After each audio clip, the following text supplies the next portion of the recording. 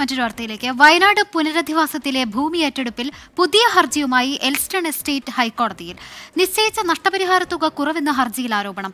നഷ്ടപരിഹാരമായി 549 കോടി രൂപയ്ക്ക് അർഹതയുണ്ടെന്നും ഹർജിയിൽ പറയുന്നു. വിവരങ്ങളുമായി എച്ച് ശ്രീകാന്ത് ചേരുന്നുണ്ട്. ശ്രീകാന്ത്, എൽസ്റ്റൺ എസ്റ്റേറ്റ് അവരുടെ നിയമപോരാട്ടം ഒരു ഭാഗത്ത് തുടരുകയാണ്. പുതിയ ഹർജിയിൽ എന്തൊക്കെ കാര്യങ്ങളാണ് അവർ ആവശ്യമായി ഉന്നയിക്കുന്നത്?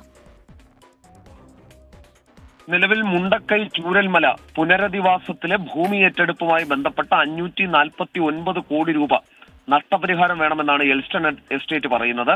കനത്ത തുക നഷ്ടപരിഹാരം ഇവർ ആവശ്യപ്പെടുന്നു. സർക്കാർ തീരുമാനിച്ച് 26 കോടി രൂപ മതിയാവില്ല എന്നാണ് അവർ പറയുന്നത്.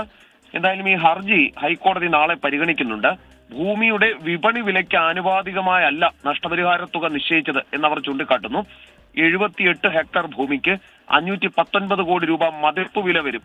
64 ഹെക്ടർ ഭൂമിക്ക് 20 കോടി രൂപ മാത്രമാണ് സർക്കാർ കണക്കാക്കിയതെന്ന് ഇവർ പറയുന്നു. വിപണി വിലയുടെ 5% മാത്രമേ ഇത് വരുള്ളൂ എന്നും ഇവർ പറയുന്നുണ്ട്.